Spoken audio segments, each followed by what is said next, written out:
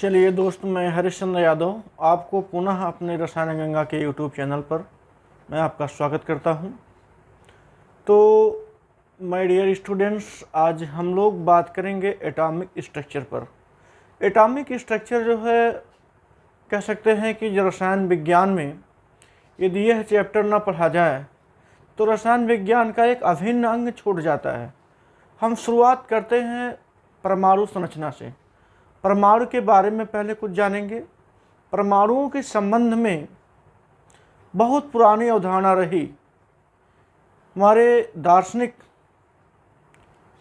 और वैज्ञानिकों में बड़ा संतुलन बनाया गया। संतुलन के बाद परमाणुओं की संरचना के संबंध में सही बातें सामने निकल करके आईं। शुरुआत में यही परमाणु, जिसको हम आज मतलब संरचनाओं के बारे में पढ़ेंगे, तमाम चीज़ें परमाणु के बारे में हैं। पहले परमाणु के बारे में कुछ भी नहीं पता था, लेकिन शुरुआत ऋषि मुनियों ने किया।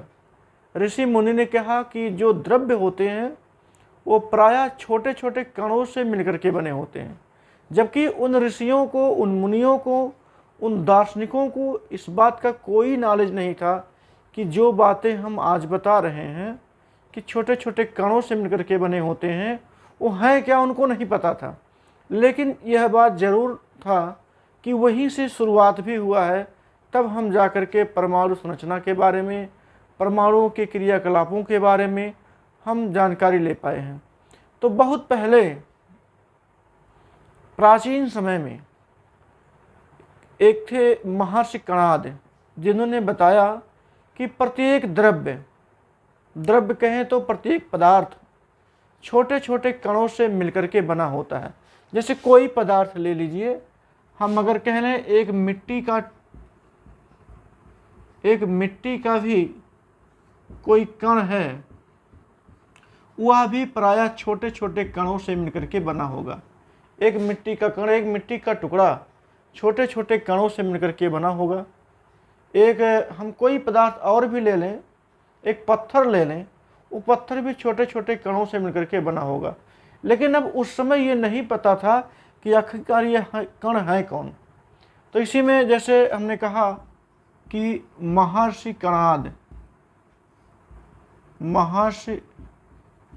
कणाद ऋषि ने ये बताया कि छोटे छोटे कणों से मिलकर के बने होते हैं। उसी के क्रम में कुछ और भी लोग थे, जैसे थे डेमोक्रिटस। एक नाम था, उनका नाम था डेमोक्रिटस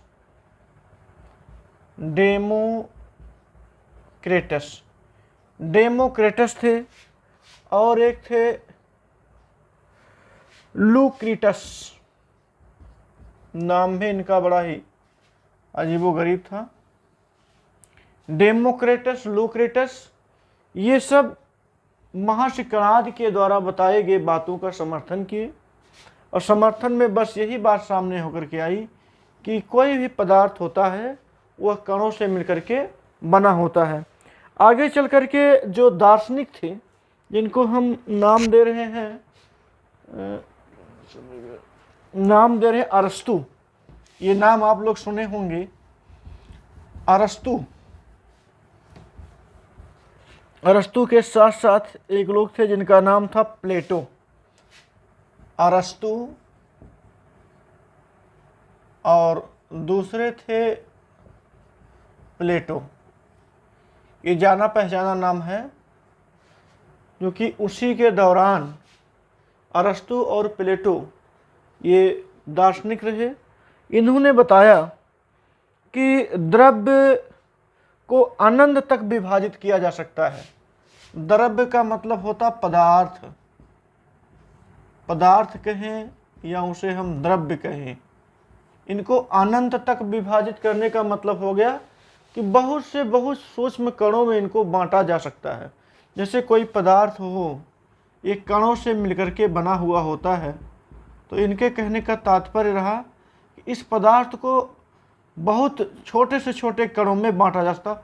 मतलब जितना हम बांट सकें, जितनी हमारी क्षमता हो, उतना हम इनके छोटे छोटे कणों में बांट सकते हैं। अच्छा, ये सब बातें तो बहुत ही पुरानी रहीं, लेकिन ये ज़रूर रहा कि परमाणु को समझाने की एक भूमिका बनती है, परमाणुओं को समझाने की एक भूमिका बनती है। लेकिन इन लोगों को इस बात का कोई नॉलेज नहीं था कि आगे चल करके इसी को परमाणु कहा जाएगा, जो कण है आगे चल करके इसी को परमाणु कहा जाएगा, ये पता नहीं था।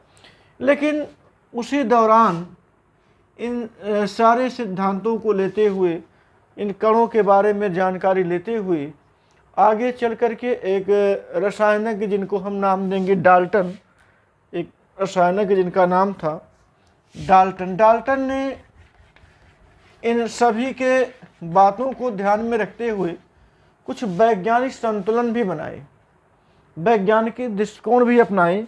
और ये सब दृष्टिकोण अपना करके डाल्टन ने एक सिद्धांत दिया जिसको हमने नाम दिया डाल्टन का परमाणुवाद। ये कह सकते हैं कि सबसे पहले परमाणु पर दिया गया ये सिद्धांत है जिसको हम नाम देते हैं डाल्टन का परमाणुवाद। इनके अनुसार क्या था, इन्होंने सबसे बड़ी बात ये बताई कि परमाणु एक अविभाज्य कण होते हैं। कण उन्होंने भी बताया था, कण भी बता दिए कि परमाणु जो होता है वो अविभाज्य है, उसको तोड़ा नहीं जा सकता है। सबसे बड़ी बात, आगे चल करके इसका खंडन होगा, लेकिन शुरुआत में ये जानना जरूरी है। इन्होंने बताया क्या था, जैसे वो तो सब कण बताए थे, कण से थोड़ी बात आगे बढ़ी, आगे बढ़ करके जब डाल्टन आए, डाल्टन ने बताया कि परमाणु जो होते हैं वो अविभाज्य कण होते हैं। चलिए, इनको दो भागों में, अधिक भागों में तोड़ा नहीं जा सकता है। दूसरी बात, इनको उत्पन्न नहीं किया जा सकता है। परमाणुओं को ना तो उत्पन्न कर सकते हैं और ना ही नष्ट कर सकते हैं। इन्होंने दूसरी बड़ी बात बता दी, पहली कि ये अविभाज्य कण होते हैं, और दूसरा बता दिया कि इन्हें ना तो उत्पन्न कर सकते हैं और ना ही इसे नष्ट कर सकते हैं। और तीसरी बात इन्होंने ये बताया कि प्रत्येक तत्व जो होता है, कोई भी तत्व ले लिया जाए, प्रत्येक तत्व में, जैसे एक हम तत्व, क्योंकि आगे चल करके सब गोलाकार ही मिलेगा परमाणु, अभी से हम गोलाकार ले रहे हैं आपको समझाने के लिए। प्रत्येक जो तत्व होता है, छोटे छोटे जो कणों से मिलकर के बना होता, वास्तव में परमाणु वही होते हैं। लेकिन बताया इन्होंने क्या, प्रत्येक तत्व के जो परमाणु होते हैं वो समान गुण वाले होते हैं। जो भी तत्व है ये, इसमें इस तत्व में जितने भी छोटे छोटे कण उपस्थित हैं, जिसको परमाणु कहेंगे हम, ये परमाणु के गुण एक समान होते हैं। लेकिन किसी एक तत्व के, यदि कह दिया जाए ये वाला तत्व ए था, दूसरा तत्व कोई बी ले लिया जाए, तो बी में जो परमाणु पाए जाएंगे, इनके गुण इनके तत्वों के गुणों से डिफरेंट होंगे। इन्होंने ये तीन मुख्य बड़ी बातें बताई। कौन कौन सी? परमाणु अविभाज्य हैं। चलिए, दूसरी बातें क्या हुई, परमाणु को ना तो उत्पन्न कर पाएंगे और ना ही नष्ट कर पाएंगे। तीसरी बात ये हो गई कि प्रत्येक जो तत्व होता है वो परमाणुओं से मिलकर के बना होता है, और परमाणुओं के गुण एक समान होते हैं, लेकिन उसी तत्व के लिए जिसके लिए हम बात कर रहे होते हैं। दो अलग अलग तत्वों के परमाणुओं के गुण डिफरेंट हो सकते हैं। ये बातें थी डाल्टन के परमाणुवाद की। फिर और अगर हम आगे चलें तो सर्वप्रथम अगर कहा जाए कि परमाणु शब्द का प्रयोग सबसे पहले जॉन डाल्टन ने ही किया। ये बिल्कुल नोटेबल पॉइंट है कि सर्वप्रथम हम लिख दें सर्वप्रथम, चूंकि ये क्वेश्चन पूछा जाता है, और बाकी जितना हम लोग अभी पढ़ रहे हैं ये केवल एक भूमिका है परमाणुओं के संबंध में, लेकिन जानना जरूरी है, क्योंकि हम जब परमाणु की शुरुआत कर ही दिए हैं तो छोटी छोटी जो बातें हैं उनको समझते जाएंगे। उसमें से भी कुछ बातें ऐसी हैं जो नोटेबल हैं। जैसे कहीं कहीं पूछ लिया जाता है, सर्वप्रथम परमाणु शब्द का प्रयोग किसने किया? सर्वप्रथम परमाणु शब्द का प्रयोग किसने किया? तो आप नाम लेंगे जॉन डाल्टन का, आएंगे ये जॉन डाल्टन। क्योंकि महर्षियों के बाद, दार्शनिकों के बाद डाल्टन ही आए थे जिन्होंने अपना परमाणुवाद दिया। तो उस परमाणुवाद में कह सकते हैं जॉन डाल्टन ने सर्वप्रथम परमाणु शब्द का प्रयोग किया। अच्छा, इन्हीं परमाणुओं से मिलकर बनता है अणु। अगर कहा जाए अणु शब्द का प्रयोग सर्वप्रथम किसने किया, आप नाम देंगे एवोगैड्रो। एवोगैड्रो, इनको कहीं कहीं पर आवोगाद्रो भी लिखा जाता है, आवोगाद्रो। थोड़ा सा नाम में इनके कन्फ्यूजन ना रहे, यदि एवोगैड्रो लिखता है तो भी वही नाम है, और अगर आवोगाद्रो लिखता है तो भी वही नाम है। आगे चलेंगे एक आवोगाद्रो संख्या भी आएगी जिसको हम ENA कहते हैं, लेकिन उसको आगे मिलेगा 6.022 × 10⁻23। ये आगे चल कर के वैज्ञानिक इनका एक अंक तैयार होता है, इनको आवोगाद्रो नंबर कहते हैं। फिलहाल अभी के लिए इसका कोई मतलब नहीं है, अभी तो ये केवल हम ये बता रहे हैं कि सर्वप्रथम परमाणु शब्द का प्रयोग जॉन डाल्टन ने किया, और सर्वप्रथम अणु शब्द का प्रयोग जो है वो एवोगैड्रो ने किया या आवोगाद्रो ने किया। और अणु बनता कैसे है, अणु परमाणुओं के परस्पर मिलने से बनता है। ये सारी बातें आगे होंगी, लेकिन ये है कि शुरुआत अभी है, थोड़ा बहुत इनके बारे में जानकारी लेना आवश्यक है। अच्छा, एक चीज़ और, आप लोग वीडियो की शुरुआत तो कर ही दिए हैं देखने के लिए, वीडियो को अंत तक देखेंगे क्योंकि यह परमाणुओं की भूमिका चल रही है। और अगर आपको भूमिका समझ में आ जाएगी, पृष्ठभूमि इसका समझ में आ जाएगा, तो आगे चल करके कोई भी परेशानी नहीं होगी। हमारा जहाँ तक विश्वास है कि आप इसी वीडियो में अगर इसे अच्छे से देख लिए, अच्छे से समझ लिए, तो आगे का रास्ता एकदम आसान हो जाएगा। तो सब लोग जुड़े रहिए और इस वीडियो को ज़्यादा से ज़्यादा शेयर भी करते रहिए ताकि और लोगों का भी इससे लाभ हो सके। चलिए फिर आगे देखते हैं। ये तो बात रही सर्वप्रथम शब्दों के प्रयोग की, फिर हम आगे चलते हैं। आगे कुछ इनके डाल्टन के इस परमाणुवाद से कुछ विशेषताएं भी सामने आती हैं। वो विशेषताएं ये हैं कि अविनाशिता की व्याख्या किए।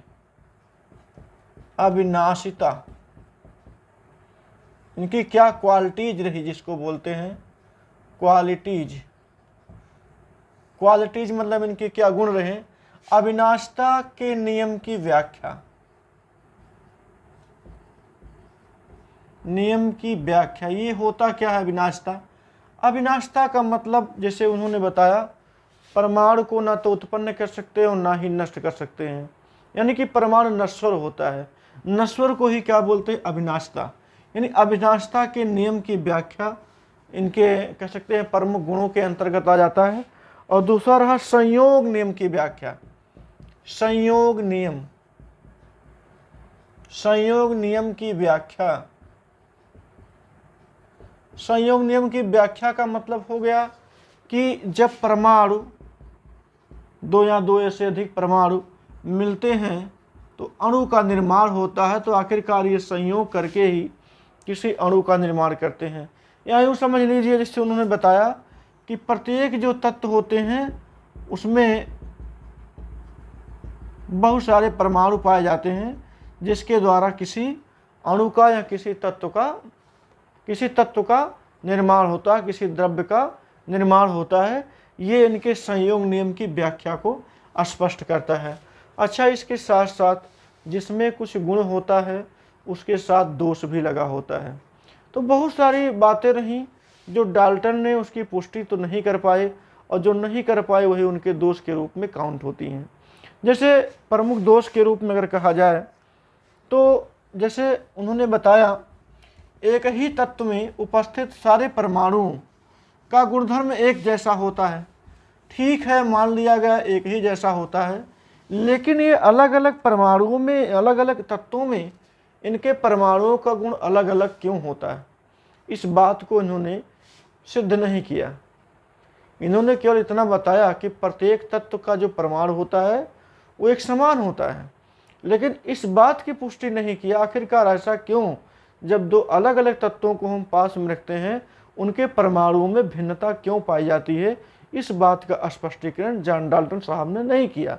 तो ये उनकी कमियों के अंतर्गत आ जाता है। और अब बात करें कि आखिरकार एक ही तत्व के जो परमाणु होते हैं आपस में संयोग कैसे करते हैं। खाली बता तो दिए संयोग करके बनते हैं, लेकिन आगे की पीढ़ी ये जानना चाहिए कि आखिरकार ये संयोग किस प्रकार से करते हैं। बताना आसान काम, लेकिन उसकी पुष्टि ये नहीं कर पाए। इनको जितनी जानकारी थी उतनी जानकारी उन्होंने दिया। अच्छा, ये सब ज़रूरत क्यों पड़ी, ये भी जानना जरूरी है। जो कि अगर कोई भी नया कुछ करने वाला होगा तो पुराने में दोष जरूर निकालेगा, क्योंकि दोष निकालेगा। यदि दोष की पुष्टि हो जाती है, हाँ ये कमियां हैं, तो आगे चलकर उसको सुधार करने का मौका मिल जाएगा। और जैसे ही सुधार होता है तैसे ही नए परमाणु संरचना का, नए परमाणुवाद का जन्म होता है। इसीलिए जब इनकी कमियों को पाया गया, फिर आगे बढ़ करके देखा गया कि एक नया सिद्धांत जन्म लिया।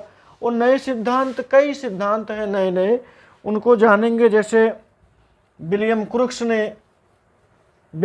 हो गए तथा जे टॉमसन हो गए। हम लिख देते हैं, जैसे विलियम क्रुक्स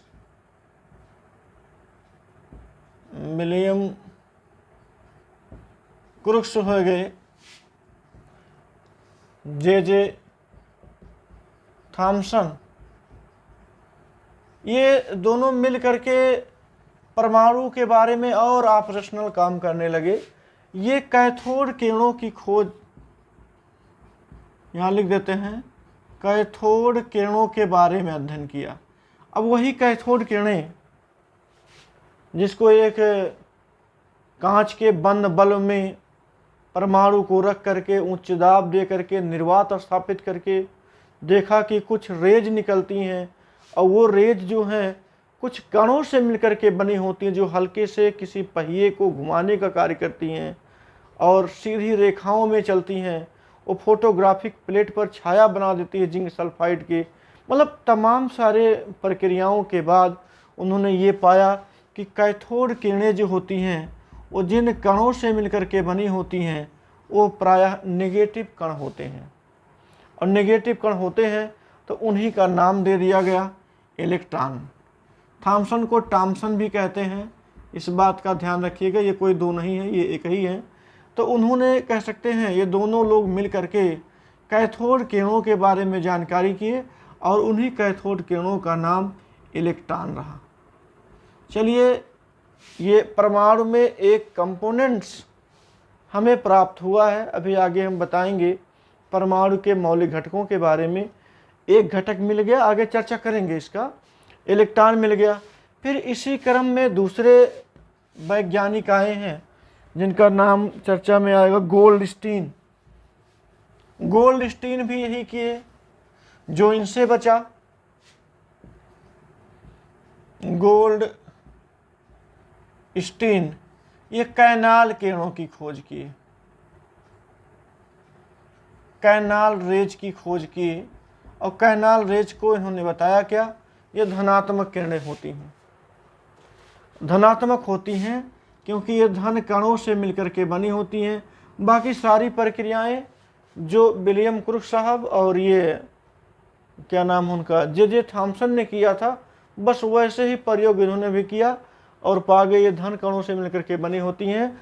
अगर धन से मिलकर के बनी हुई तो उसी का नाम उन्होंने दे दिया क्या, प्रोटॉन। इनको प्रोटॉनिक कण कह दिया गया। और ये परमाणु के मौलिक कण में आएंगे ये सब। आगे भी हम आपको बताएंगे परमाणु के मौलिक कण कौन कौन से हैं, कौन अस्थाई हैं, कौन अस्थाई हैं, ये सारी चीज़ें भी देखेंगे। उसके बाद फिर आते हैं रदरफोर्ड। इनका बड़ा अच्छा रोल रहा और विशेष करके हम रदरफोर्ड को ज़्यादा ही बधाई का पात्र मानते हैं, क्योंकि इन्होंने बहुत बड़ी खोज की जिसको कहते हैं परमाणु नाभिक। परमाणु नाभिक के लिए खोज के लिए उन्होंने बहुत अच्छा प्रयोग किया था।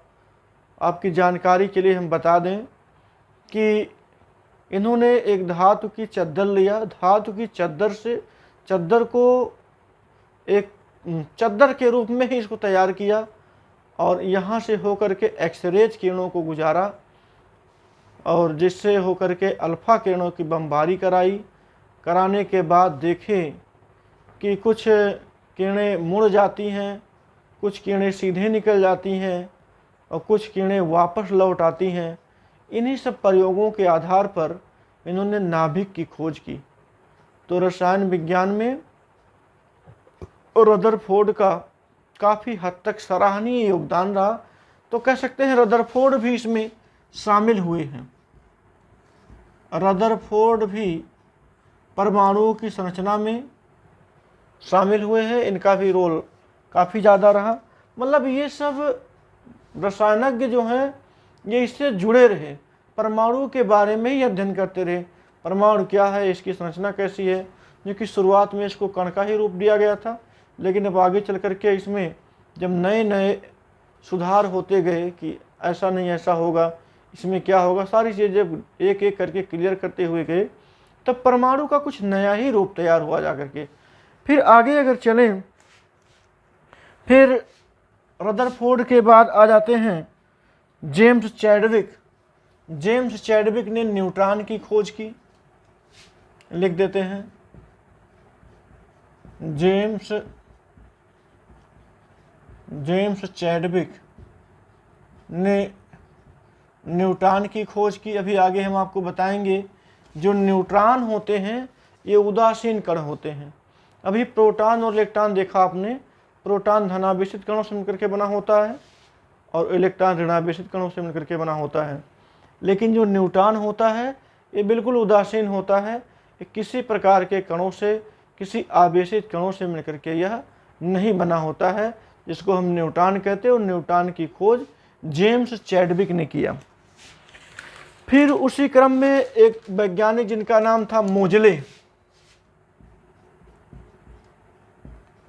मोजले साहब ने परमाणु क्रमांक की ही खोज कर दी।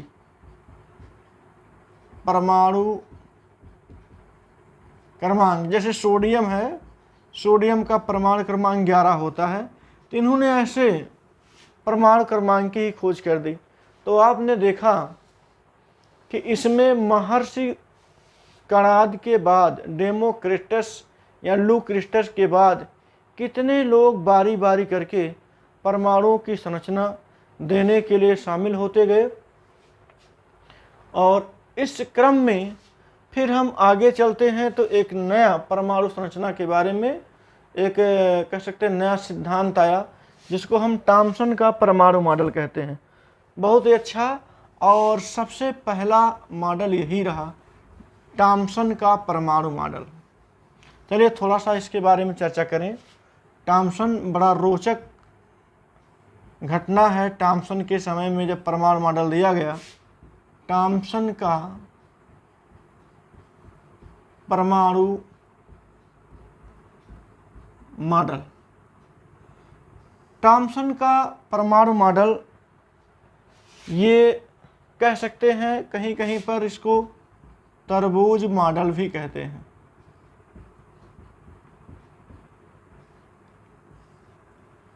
थॉम्सन का परमाणु मॉडल मतलब कह सकते हैं तरबूज मॉडल। तो इस मॉडल में क्या था, जैसे तरबूज आप लोग देखे ही हैं, ऐसा नहीं किसी ने तरबूज नहीं देखा और खाया भी होगा। और आज बड़े सौभाग्य की बात है हमारे पास तरबूज है भी, तो हम चाहेंगे आपको तरबूज का दर्शन भी करवा दें।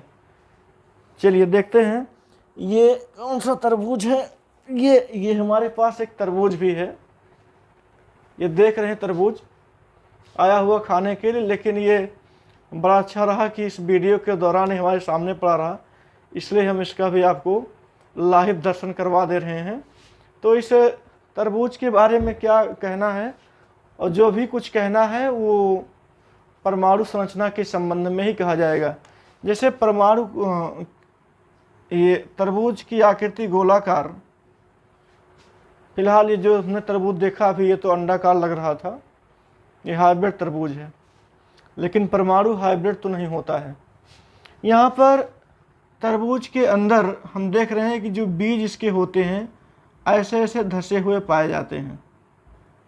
तरबूज के अंदर इसी प्रकार से बीज धसे हुए पाए जाते हैं और इसके अंदर बाहर इस बीज के अंदर बाहर जो होता है, ये लाल रंग का जो गूदा टाइप संरचना पाया जाता है,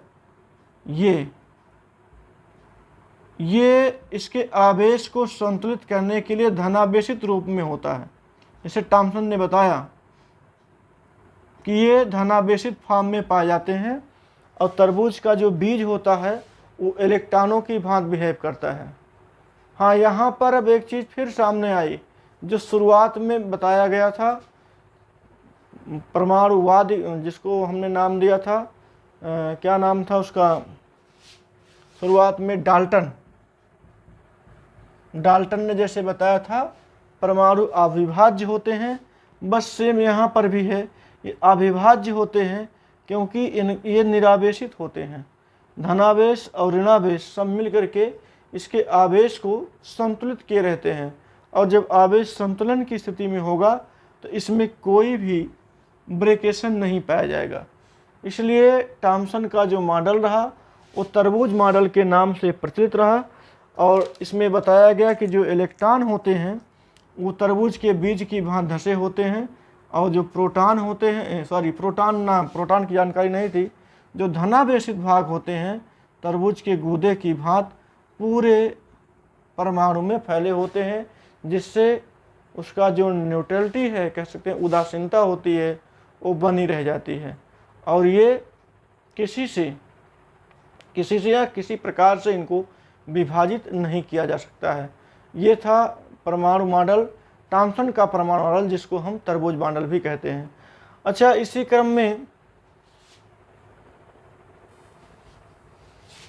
क्रम में बताते चलें कि टॉमसन का जो परमाणु मॉडल रहा, ये इसके अस्थायित्व की व्याख्या नहीं कर सका कि क्या इसमें स्टेबिलिटी पा जाएगी, इसकी व्याख्या यह सिद्धांत नहीं कर पाया, और साथ साथ स्पेक्ट्रम की भी व्याख्या यह सिद्धांत नहीं कर पाया। अब हम चलते हैं रदरफोर्ड के अल्फा कण परिकिरण पर, जिसके द्वारा हम नाभिक के खोज के बारे में जानेंगे कि परमाणु के बीचों बीच में जो नाभिक पाया जाता है उसकी खोज करने के लिए रदरफोर्ड ने कैसा प्रयोग किया। तो प्रयोग एक बार हम समझेंगे, एक चित्र के माध्यम से समझेंगे तो हमें बहुत ही अच्छे से समझ में आएगा। जैसे उन्होंने किया क्या, एक जिंक सल्फाइड की, कह सकते हैं ऐसे, जिंक सल्फाइड का ZnS, और थोड़ा सा इसको मोटा कर देते हैं,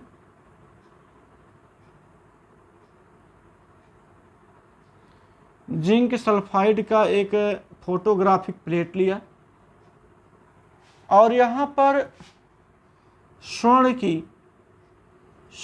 की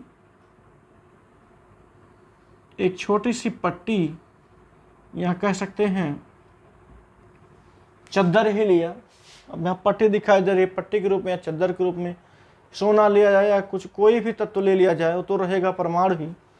और इस पर इन्होंने एक रेडियो एक्टिव पदार्थ, हम जानते हैं रेडियो एक्टिव पदार्थों से 3 प्रकार की बेधी किरणें निकलती हैं, अल्फा, बीटा और गामा। तो इन्होंने बीटा और गामा को छोड़ करके, ये तो निकलती नहीं, इन्होंने अल्फा किरण को ही चुना। अल्फा किरण के माध्यम से जब इस पर इन्होंने प्रवाहित कराया सोने की चद्दर से, तो उन्होंने पाया क्या कि कुछ किरणें तो ये इससे टकराने के पश्चात ऐसे ये मुड़ जा रही थी, कुछ किरणें इसी प्रकार से मुड़ जा रही थी, और कुछ किरणें ये सीधे ऐसे निकल जा रही थी, और कुछ किरणें ऐसी भी रहीं जो पीछे लौट आती थी। यानी कुल मिला करके ये 3 प्रकार के किरणें प्राप्त किए। बहुत बड़ा चित्र हम नहीं बना रहे हैं, ये केवल जो जिंक सल्फाइड का जो प्लेट देख रहे हैं, जिसको हम फोटोग्राफिक प्लेट कहते हैं, ये सारी चीज़ें यहाँ पर दिखाई दे रही थी। यानी इसका जो भी इमेज था वो जिंक सल्फाइड के लेयर पर दिखाई दे रहा था, क्या क्या हरकतें उस पर हो रही हैं। तो उन्होंने पाया क्या, 3 प्रकार की जो रेज निकलती, मतलब यहाँ से तो 3 प्रकार निकलती थी, अल्फ़ा, बीटा, गामा, लेकिन इन्होंने केवल अल्फ़ा किरणों का ही बमबारी कराया। अल्फ़ा किरण, चूँकि अल्फ़ा किरण जो होते हैं वो धनात्मक होते हैं। देखिए अभी सारे कॉन्सेप्ट इसके जो छिपे हुए हैं वो सामने आ जाएंगे। अल्फा कणों की बमबारी जब इन्होंने किसी सोने के चद्दर पर या सोने की प्लेट पर करवाया तो क्या क्या सामने आया?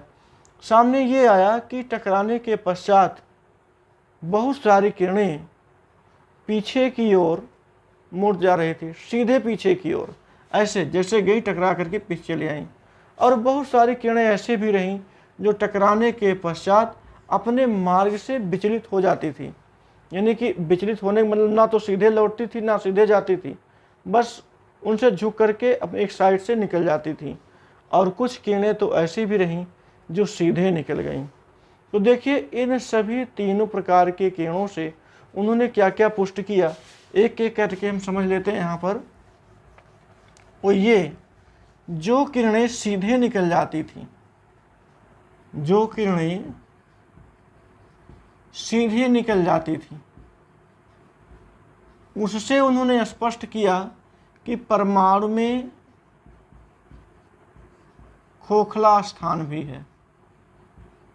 यानी कि पूरी तरह से परमाणु भरा नहीं हुआ है।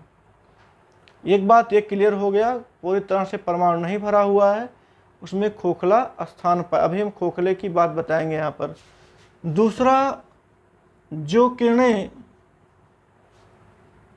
अपने मार्ग से विचलित हो जाती थी, जैसे जाती रहती थी, थोड़ा सा हट करके ये इधर चली जाती थी, ये इधर विचलित हो जाती थी।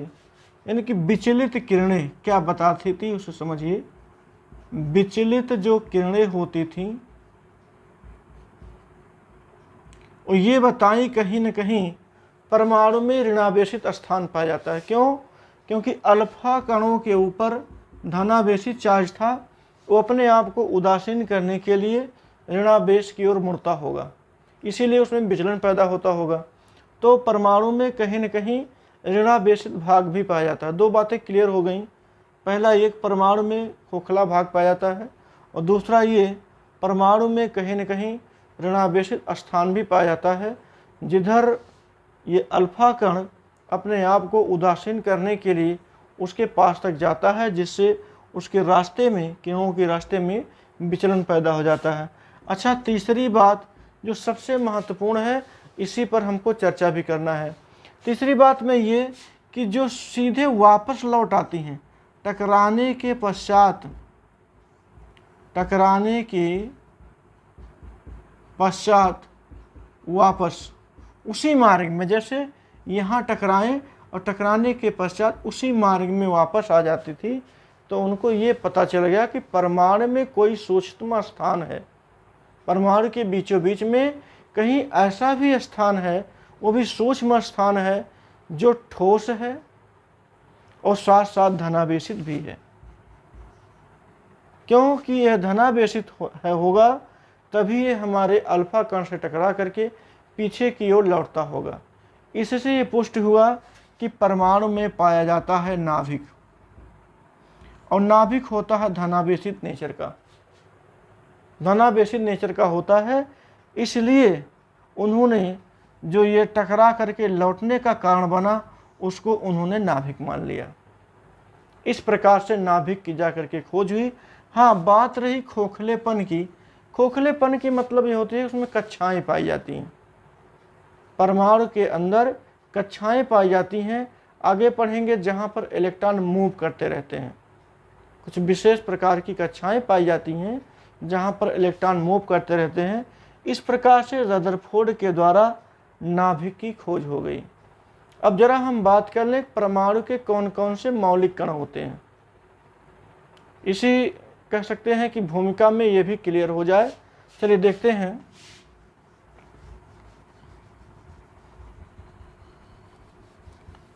परमाणु के वास्तव में दो मौलिक कण होते हैं, और कहा जाए परमाणु के वास्तव में दो मौलिक कण होते हैं। एक होता है अस्थाई मौलिक कण, अस्थाई मौलिक कण, और दूसरा होता है अस्थाई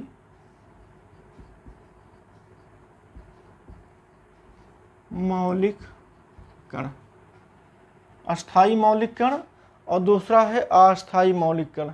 अस्थाई मौलिक कण में आते हैं प्रोटॉन, इलेक्ट्रॉन और तीसरा है न्यूट्रॉन। 3 ये इसके अस्थाई कण होते हैं, जिसमें से प्रोटॉन और इलेक्ट्रॉन, प्रोटॉन और न्यूट्रॉन, ये दोनों कहें, ये और ये पाए जाते हैं नाभिक में, परमाणु के न्यूक्लियस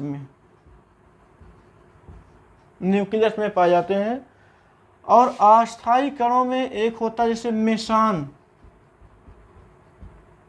मेसान जो कण होता है, न्यूट्रिनो, एंटी न्यूट्रिनो, ये जो सारे कण होते हैं ये अस्थाई कण होते हैं। मेसान को 3 फॉर्म में देखा गया है। वैसे इसको पाई से दिखाते हैं, मेसान को हम बता दें इसको पाई से, तो पाई पॉजिटिव के रूप में, पाई नेगेटिव के रूप में और पाई उदासीन के रूप में, 3 फॉर्मों में ये मेसान पाए जाते हैं। न्यूट्रिनो हो गया, एंटी न्यूट्रिनो हो गया, ये सब अस्थाई मौलिक कण होते हैं, इनका कोई अस्थायित्व तो नहीं होता है। वैसे अगर देखा जाए तो न्यूट्रॉन भी अस्थाई नहीं है, ये निरावेश होता है, लेकिन ये प्रोटॉन के साथ अस्थाई हो जाता है। यदि प्रोटॉन के संपर्क में ना रहे तो यह भी एक अस्थाई कण है।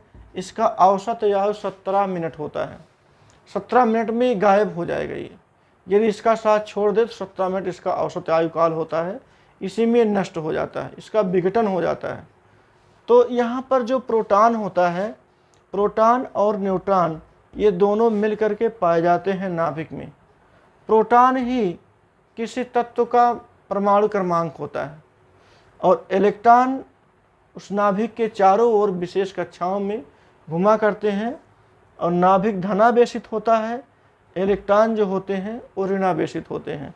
आवेश की अगर हम बात करें, प्रोटॉन, इलेक्ट्रॉन और न्यूट्रॉन के आवेश की बात करें तो प्रोटॉन धनावेश के रूप में 1.6 × 10⁻⁻19 कूलाम होता है। इस पर जो आवेश पाया जाता है वो धनावेशित होता है। सेम उसी के बराबर इलेक्ट्रॉन पर जो आवेश है 1.6 × 10⁻⁻19 कूलाम होता है। अच्छा, इस पर कोई आवेश नहीं होता है, इसलिए इसकी वैल्यू कोई मतलब नहीं रह जाता है। जहाँ तक रही प्रोटॉनों के द्रव्यमान की, प्रोटॉन का जो द्रव्यमान होता है वो होता है 1.6 × 10⁻⁻27 किलोग्राम होता है। प्रोटॉन का द्रव्यमान 1.6 × 10⁻⁻27 किलोग्राम होता है। और यदि हम इलेक्ट्रॉन की बात करें तो 9.1 × 10⁻31 kg होता है। ये नोटेबल पॉइंट है।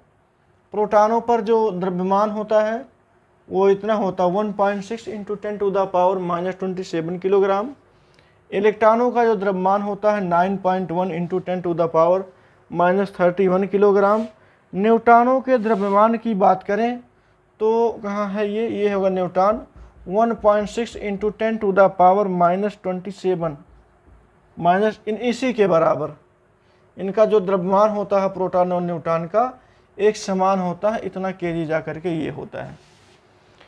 इस प्रकार से आज हम लोगों ने देखा परमाणु के बारे में जो कुछ भूमिकीय बातें थीं, हमने उसके हिस्ट्री से शुरुआत किया और आपको मॉडर्न तक पहुंचाया क्या। अभी मॉडर्न में बहुत कुछ है, अभी तो ये शुरुआत है, लेकिन ये ज़रूर रहा कि हम लोग जिस भूमिका तक पहुंचना चाहते थे उस भूमिका तक पहुँचे।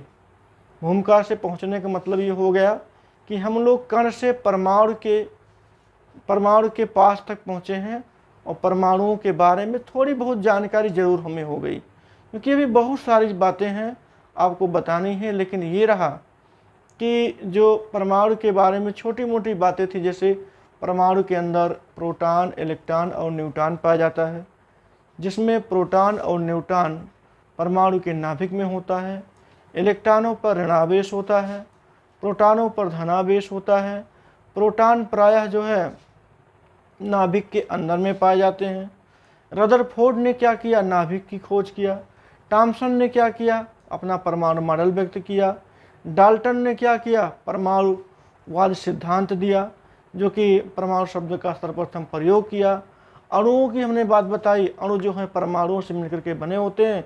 चर्चा आगे करनी है, लेकिन अगर शब्द की बात करें तो अवोगाद्रो ने सर्वप्रथम अणु शब्द का प्रयोग किया।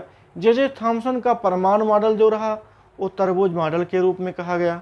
तो इस प्रकार से परमाणु के संबंध में जो छोटी मोटी बातें रहीं, हमने आपको जितना हमसे हो सका हमने बहुत अच्छे से व्यक्त किया या व्यक्त करने का प्रयास किया।